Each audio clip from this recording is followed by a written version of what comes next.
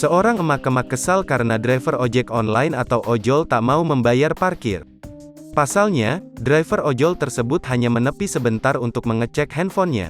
Aksi emak-emak tukang parkir itu terekam kamera dan viral di media sosial, diunggah salah satunya akun Instagram @medantalk, Kamis, tanggal 24 Februari tahun 2022. Nampak dalam video, seorang driver ojol berjaket kuning menepi di emperan ruko. Ia didatangi emak-emak tukang parkir berbaju merah. Emak-emak itu marah-marah bahkan membentak driver ojol karena tak membayar parkir. Merasa tak harus membayar parkir karena hanya menepi sebentar, si driver ojol tetap diam. Si emak-emak makin menjadi-jadi dengan mendorong lengan si driver ojol.